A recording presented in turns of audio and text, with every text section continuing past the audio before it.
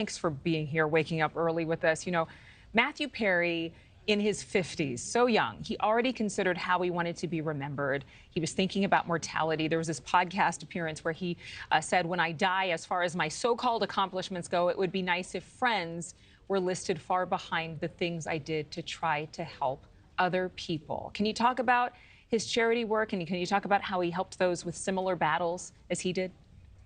You know what? He absolutely helped those with similar battles. What I think Matthew, of course, is referencing, Bryan Cranston from Breaking Bad makes a reference to something an actor often has called a tombstone role. And certainly the role of Chandler Bing is what most people will mostly associate Matthew Perry with. But in Perry's last years, most notably just a year ago when his book came out, and if you've had an opportunity to read it or not read it, it's an absolutely harrowing story. It's unbelievable that he endured so much. And to paraphrase the first line of the book, he says words to the effect, "Hello, I'm Matthew Perry, and I shouldn't be alive." And then goes into incredible detail that even during the height of Friends, he had this extraordinary battle with alcohol and prescription drugs.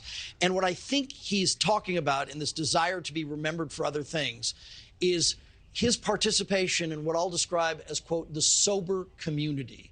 Not only did he take his Malibu home and turn it into a halfway house for people trying to regain their sobriety. Wow. This book, I think, opened the floodgates of his ability. And he says this, if someone comes up to me and says, "Hey, I'm an alcoholic," or "Hey, I have a problem with drugs," Matthew Perry says, I know how to try to help that person. And I think we will hear in the next few days countless examples of that help. I think in a broad brush, the book helped many because you read the book and it would, I think, persuade many to stop going down that path, or at least that there's hope, even if you are down a bad path. And I think there were individual outreaches as well. So Matthew Perry, known worldwide as Chandler Bing, and that is the tombstone role, no question about it.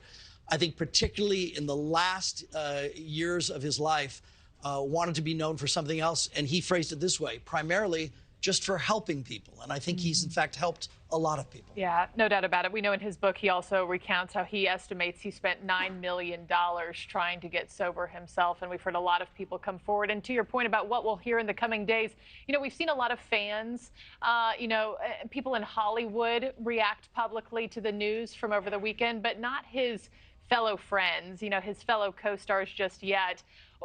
They're obviously grieving in their own individual ways behind the scenes and maybe even together. What are you anticipating to see from the group as a whole here in the coming days? And what do fans want to see?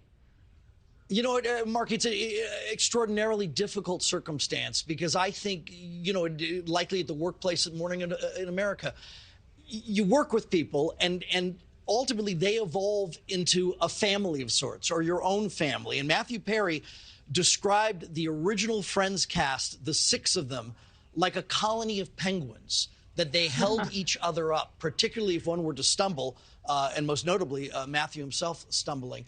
So my guess is that they're considering their words very, very carefully, and perhaps they release a joint statement amongst the remaining 5.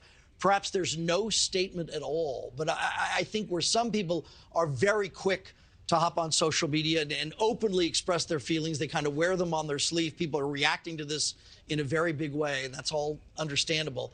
Thank you for watching. Go to newsnationnow.com to find News Nation on your television provider. And don't forget to click the red subscribe button below to get more of News Nation's fact-driven, unbiased coverage.